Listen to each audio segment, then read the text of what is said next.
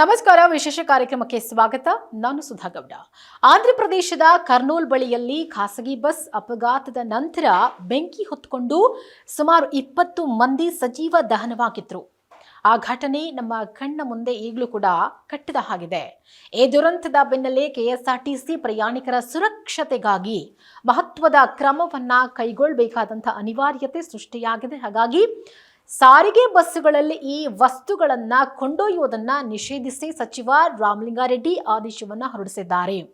ಅಂದ್ರೆ ಈಗ ಖಾಸಗಿ ಬಸ್ಗಳಾಗಿರ್ಬೋದು ಅಥವಾ ಸಾರಿಗೆ ಬಸ್ಗಳಾಗಿರ್ಬೋದು, ನಾವು ಆ ಬಸ್ಗಳಲ್ಲಿ ಕೆಲವೊಂದು ವಸ್ತುಗಳನ್ನ ಸಾಗಾಟ ಮಾಡ್ತಾ ಇರ್ತೀವಿ. ಅದು ನಮ್ಮ ಪರ್ಸನಲ್ ವಸ್ತುಗಳಾಗಿರ್ಬೋದು. ನಾವು ಎಲ್ಲೇ ಹೋಗಬೇಕು ಅಂದ್ರೂ ಏನಾದ್ರು ವಸ್ತುಗಳನ್ನ ತೆಗೆದುಕೊಂಡು ಹೋಗಬೇಕಾದ ಸಂದರ್ಭದಲ್ಲಿ ಬಸ್ಸುಗಳನ್ನೇ ಅವಲಂಬಿಸ್ತೀವಿ. ಅದರಲ್ಲಿ ಲಗೇಜ್ ಬಾಕ್ಸ್ಗಳಿರುತ್ತೆ, ಅದ್ರಲ್ಲಿ ಇಟ್ಕೊಂಡು ಹೋಗ್ತೀವಿ. ಆದರೆ ಕೆಲವೊಂದು ನಾವು ತೆಗೆದುಕೊಂಡು ಹೋಗುವಂಥ ವಸ್ತುಗಳು ಈಸಿಯಾಗಿ ಬೆಂಕಿಗೆ ಆಹುತಿಯಾಗುವಂಥ ಚಾನ್ಸಸ್ ಇರುತ್ತೆ, ಅಥವಾ ಅವುಗಳಿಂದಲೇ ಈಸಿಯಾಗಿ ಬೆಂಕಿ ಹತ್ಕೊಳ್ಳುವಂಥ ಚಾನ್ಸಸ್ ಇರುತ್ತೆ.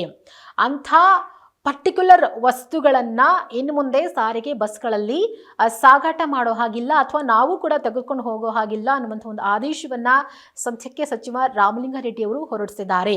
ಹಾಗಿದ್ರೆ ಯಾವ್ಯಾವು ಆ ವಸ್ತುಗಳು ಅನ್ನೋದನ್ನ ನಾವು ನೋಡ್ತಾ ಹೋಗೋಣ. ನೋಡಿ, ಈಗಾಗಲೇ ಎಲ್ಲ ನಿಗಮಗಳ ವ್ಯವಸ್ಥಾಪಕ ನಿರ್ದೇಶಕರಿಗೆ ಸಾರಿಗೆ ಮತ್ತು ಮುಜರಾಯಿ ಸಚಿವ ರಾಮಲಿಂಗಾರೆಡ್ಡಿ ಒಂದು ಪತ್ರ ಬರೆದಿದ್ದಾರೆ. ಇತ್ತೀಚೆಗೆ ಕರ್ನೂಲ್ ಬಸ್ ದುರಂತ ತೀವ್ರ ದುಃಖಕರವಾಗಿರುವಂತಹ ಸಂಗತಿ. ಈ ನಿಟ್ಟಿನಲ್ಲಿ ರಾಜ್ಯದ ಎಲ್ಲಾ ಸಾರಿಗೆ ಸಂಸ್ಥೆಗಳ ಬಸ್ಸುಗಳಲ್ಲಿರುವಂತಹ ಸುರಕ್ಷತಾ ವ್ಯವಸ್ಥೆಗಳನ್ನ ಪರಿಶೀಲನೆ ನಡೆಸಬೇಕು. ಈ ಹಿಂದೆ ನಾನು ಸಾರಿಗೆ ಸಚಿವನಾಗಿದ್ದಾಗ ಹಾವೇರಿ ಬಳಿ ಜಬ್ಬಾರ್ ಟ್ರಾವೆಲ್ಸ್ನ ಬಸ್ನಲ್ಲಿ ಬೆಂಕಿ ಕಾಣಿಸಿಕೊಂಡು ಕೆಲ ಪ್ರಯಾಣಿಕರು ತಮ್ಮ ಪ್ರಾಣವನ್ನ ಕಳೆದುಕೊಂಡಿದ್ರು. ಈಗ ಪುನಃ ಅದು ಕರ್ನೂಲ್ ದುರಂತದಲ್ಲಿ ಸಂಭವಿಸಿದೆ. ಹಾಗಾಗಿ ಮುಂದೆ ಇಂಥ ಅನಾಹುತಗಳಾಗಬಾರ್ದು ಅನ್ನೋ ಕಾರಣಕ್ಕಾಗಿ ರಾಮಲಿಂಗಾರೆಡ್ಡಿ ಅವರು ಈ ಒಂದು ಪತ್ರವನ್ನ ಸಾರಿಗೆ ಇಲಾಖೆಯವರಿಗೆ ಬರೆದಿದ್ದಾರೆ. ಆ ಸಂದರ್ಭದಲ್ಲಿ ರಾಜ್ಯದ ಎಲ್ಲಾ ಸುಮಾರು 50,000 ವಾಹನಗಳಲ್ಲಿ, ಅಂದರೆ ಸಾರಿಗೆ ಸಂಸ್ಥೆಗಳ ಬಸ್ಗಳಾಗಿರ್ಬೋದು, ಕಾಂಟ್ರಾಕ್ಟ್ ಗ್ಯಾರೇಜ್ ಬಸ್ಗಳಾಗಿರ್ಬೋದು, ಖಾಸಗಿ ಟೂರಿಸ್ಟ್ ಬಸ್ಗಳು, ಟೆಂಪೋ ಟ್ರಾವೆಲರ್ಸ್, ಶಾಲಾ ವಾಹನಗಳು ಸೇರಿದ ಹಾಗೆ ತುರ್ತು ನಿರ್ಗಮನ ದ್ವಾರಗಳನ್ನು ಕಡ್ಡಾಯವಾಗಿ ಅಳವಡಿಸುವಂತೆ ಮತ್ತು ಸಮರ್ಪಕವಾಗಿ ಆ ದ್ವಾರ ಕೆಲಸ ಮಾಡ್ತಾ ಇರೋ ಬಗ್ಗೆ ಪರಿಶೀಲನೆ ನಡೆಸೋದಕ್ಕೆ ಒಂದು ಅಭಿಯಾನವನ್ನೇ ಕೈಗೆ ಎತ್ತಿಕೊಂಡಿದ್ದರಿಂದ ಹಲವು ಬಸ್ಸುಗಳಲ್ಲಿ ಲೋಪದೋಷಗಳು ಗಮನಕ್ಕೆ ಬಂದು ತುರ್ತು ನಿರ್ಗಮನ ದ್ವಾರಗಳ ಅಳವಡಿಕೆ ಕಡ್ಡಾಯವಾಯಿತು ಅಂತ ಹೇಳಿದ್ದಾರೆ. ಇವಾಗೆಲ್ಲ ನಾವು ಬಸ್ಗಳಲ್ಲಿ ನೋಡಿರ್ತೀವಿ, ಎಮರ್ಜೆನ್ಸಿ ಡೋರ್ ಅಂತ ಹೇಳಿ ಇರುತ್ತೆ.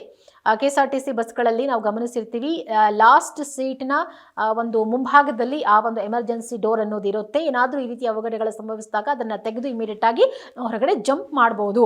ಸೊ ಆ ವ್ಯವಸ್ಥೆ ತಂದಿದ್ದು ರಾಮಲಿಂಗಾರೆಡ್ಡಿ ಅವರು.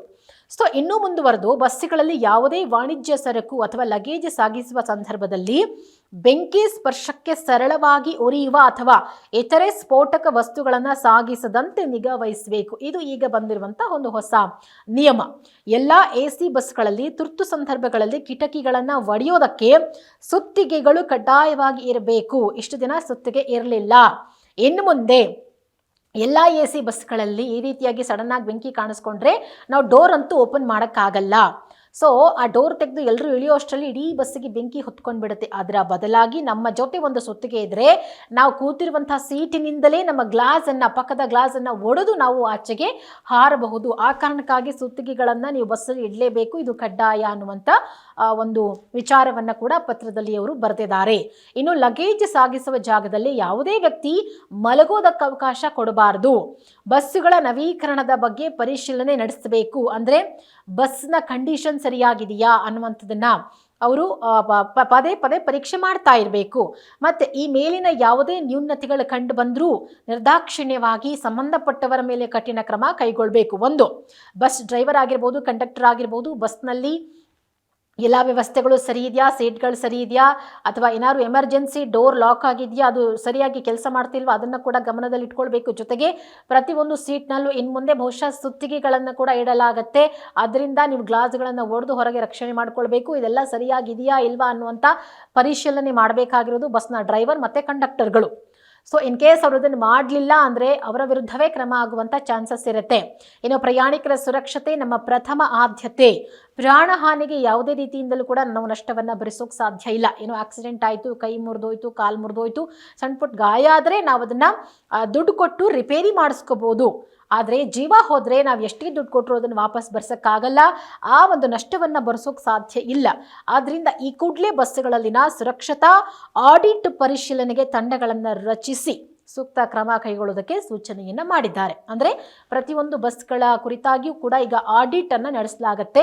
ಅದಕ್ಕೆ ಆದಂತಹ ಒಂದು ತಂಡ ಇರುತ್ತೆ. ಆ ತಂಡ ಬಸ್ಗಳಲ್ಲಿ ಎಲ್ಲ ಫೆಸಿಲಿಟಿಗಳು ಇದೆಯಾ, ಏನಾದರೂ ಎಮರ್ಜೆನ್ಸಿ ಇದ್ದಾಗ ಅಥವಾ ಬೆಂಕಿಯಂಥ ಪ್ರಕರಣಗಳು ನಡೆದಾಗ ನಾವು ಪ್ರಯಾಣಿಕರು ಸುರಕ್ಷಿತವಾಗಿ ಹೊರಗಡೆ ಬರೋಕೆ ಬೇಕಾಗಿರೋ ಎಲ್ಲ ಫೆಸಿಲಿಟಿಗಳಿದೆಯಾ ಅನ್ನೋದನ್ನು ಚೆಕ್ ಮಾಡೋಕೆ ಒಂದು ಪರಿಶೀಲನಾ ತಂಡವನ್ನು ರಚನೆ ಮಾಡಲಾಗಿದೆ.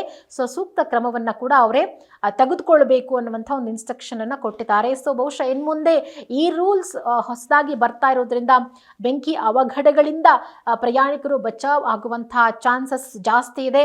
ಆದರೂ ಆ ಬೆಂಕಿಯಂಥ ಅವಘಡಗಳು ನಡೆಯದೇ ಇರಲಿ, ಪ್ರಾಣಹಾನಿ ಆಗದೇ ಇರಲಿ ಎನ್ನುವಂಥ ಒಂದು ಆಶಯ ನಮ್ಮದು.